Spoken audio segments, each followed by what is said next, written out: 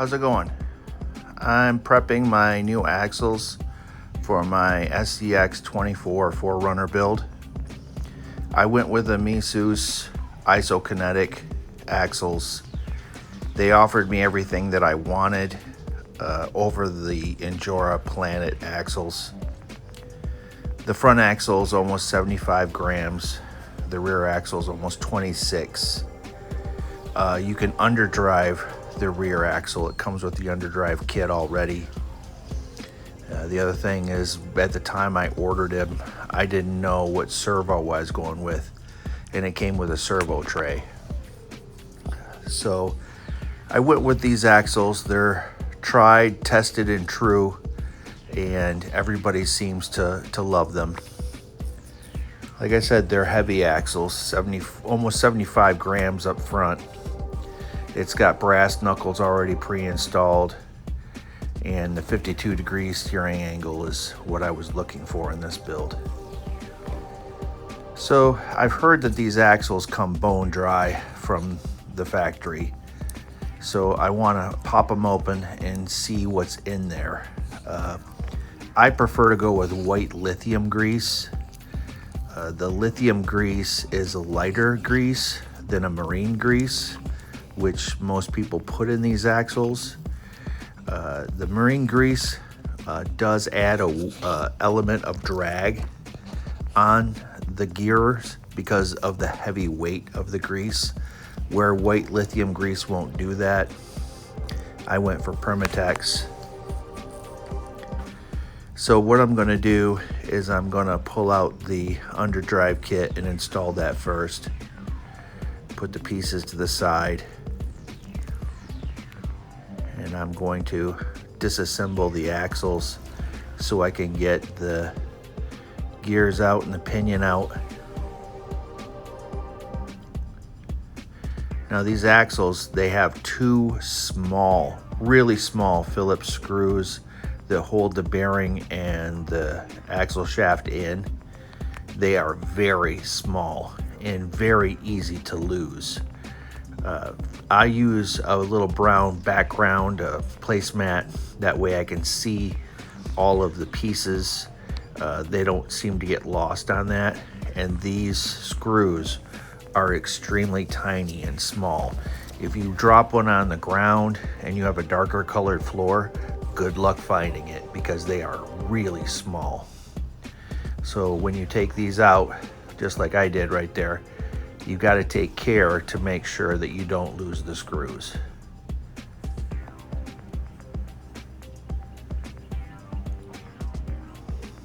So I'm pulling out the axle shafts so I can pull out the current gear that's in there.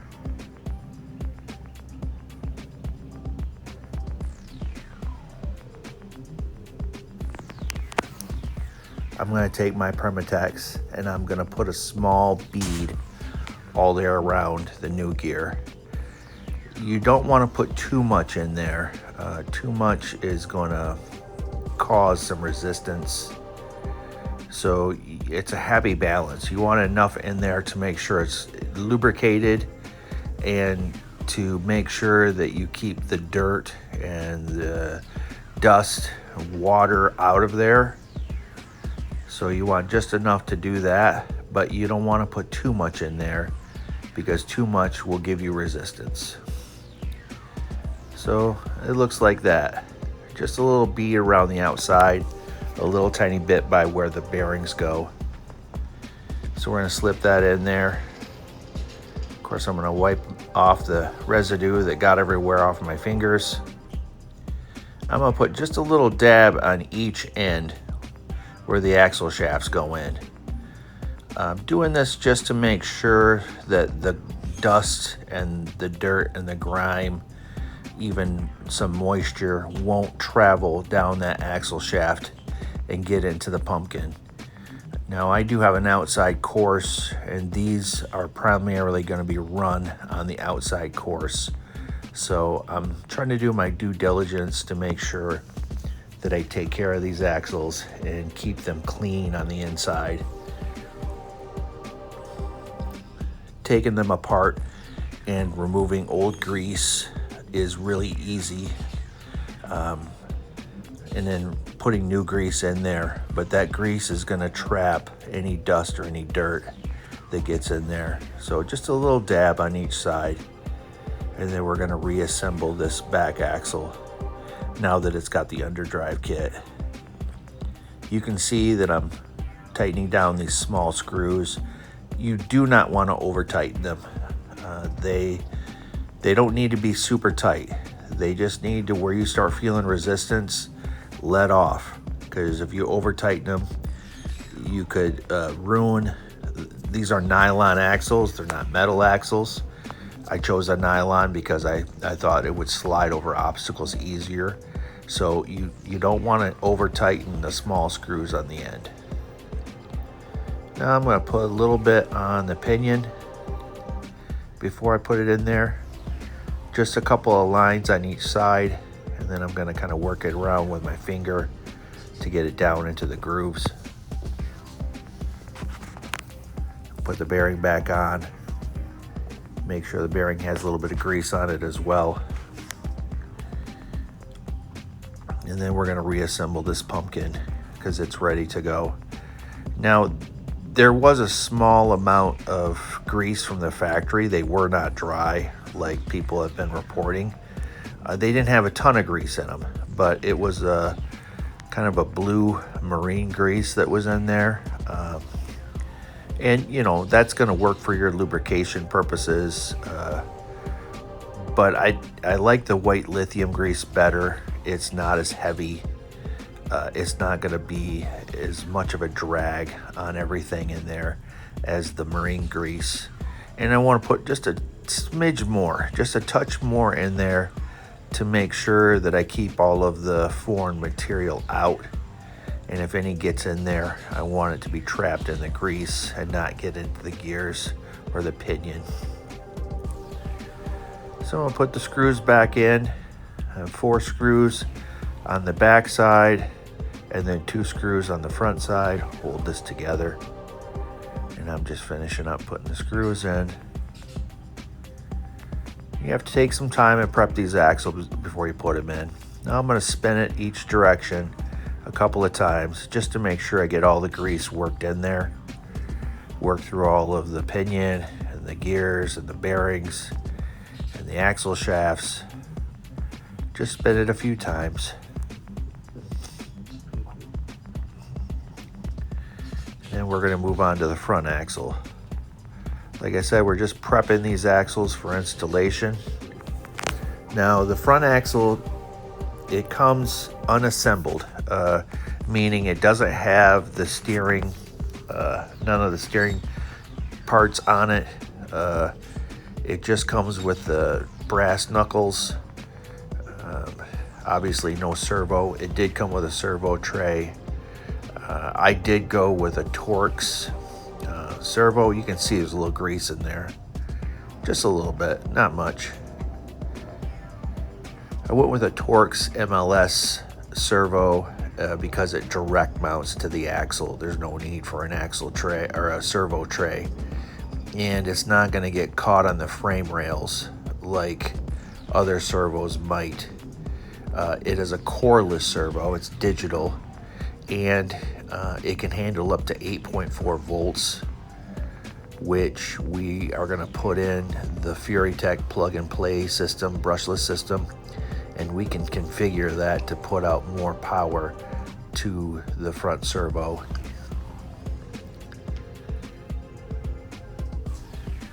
I'm just disassembling the knuckle and pulling out the CVDs.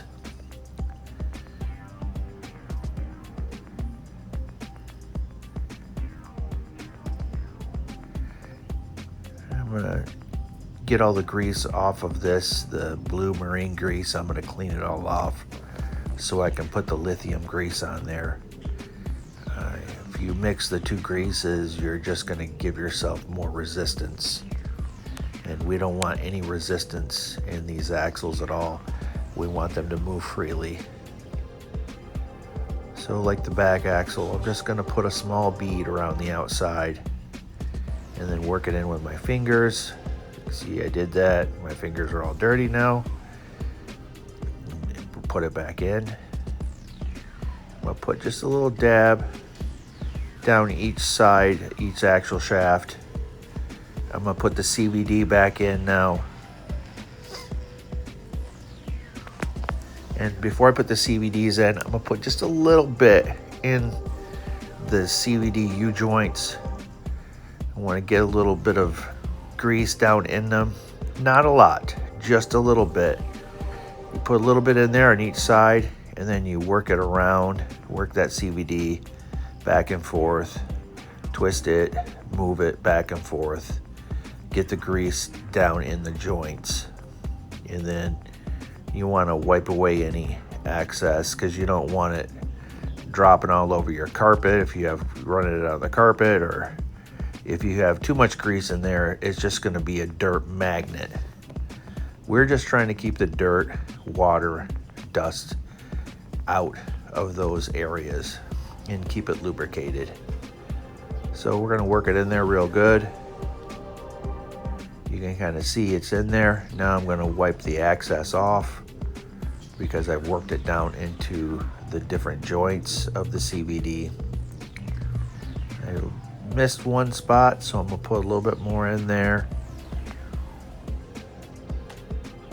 Like I said, you don't want to use a lot, but it's good to like put the spout of the grease container right up to it and then give it a small squeeze to get it down in there, and then work it around, and the excess grease will come to the top and you can wipe it off.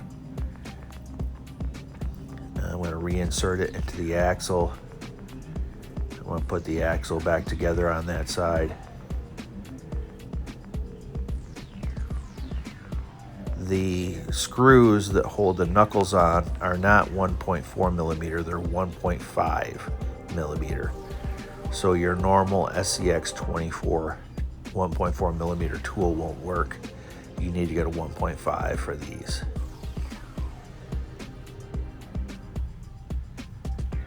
So I've got the one CVD in. You can see there's just a little bit in there. There's not a whole lot.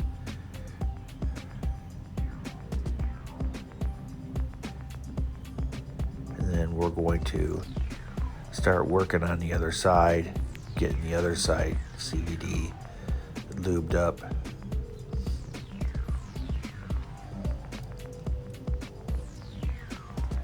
Just taking a half hour to go through the axles and, you know, lubricate them the way you want them. Maybe you don't want to lubricate the CVDs, you know, it's just a personal preference. You know, there's nobody, you know, shouting that's what you need to do. I am just trying to do it, so I'm trying to do preventative maintenance up front, keep the dirt and the grime from getting in these joints and the water. I'm going to wipe away the excess now before I reinstall it. We're going to put it back in. I'm going to put a little bit down the axle shaft hole. Just make sure we have grease coverage from the outsides all the way in. Now I'm going to wipe off the blue marine grease off the pinion, and I'm going to put the white lithium grease on it.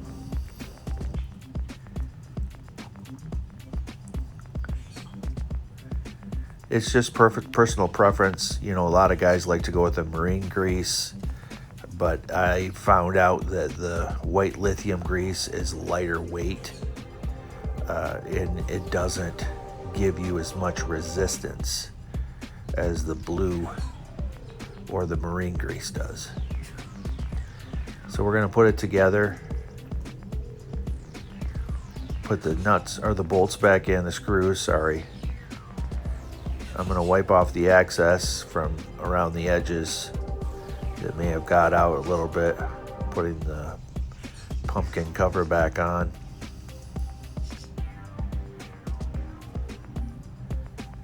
Make sure it's thoroughly clean. Put it back together, and I'm going to spin it each direction. Oops, dropped it. I I'm going to spin it the other way just to make sure all that grease is worked in there.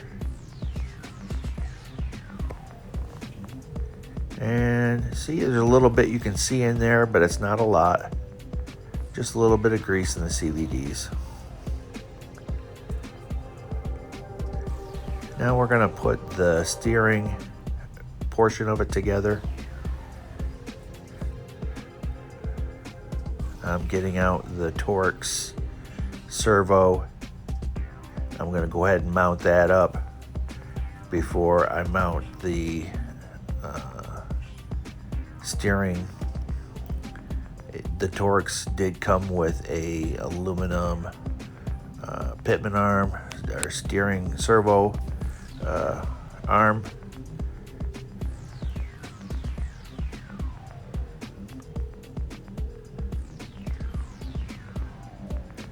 So I'm just kind of lining everything up and putting it together. I'm going to screw that down. Like I said, you don't need a servo tray.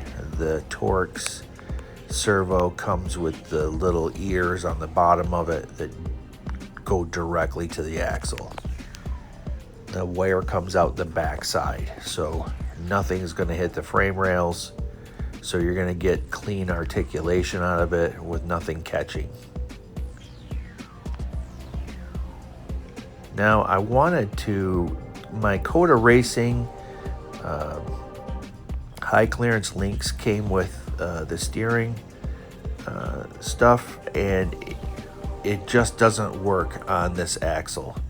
The holes for the steering are too small on the Coda steering stuff. It's just too small. The hole on the axle is much bigger, so you have to have something tapered, like a tapered screw, where it's thin at the bottom and thick at the top, and it just doesn't exist. You could try drilling them out. I just think you're setting yourself up for trouble when you try drilling out anything that didn't come with the axle. So I ended up going with what came with the axle.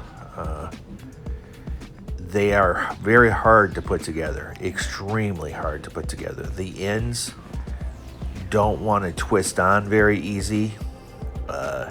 You have to apply them with some brute force. They don't just slip on. You can turn them all day. They're not going to go on until you really put some force into it and push them on there. And I would recommend using a paper towel or a little hand towel to put in your hand, to put the end of it in your hand like I'm doing now. See, I got the paper towel in there because it really digs into your hand, the other end, because you have to put a lot of force on these to put them together.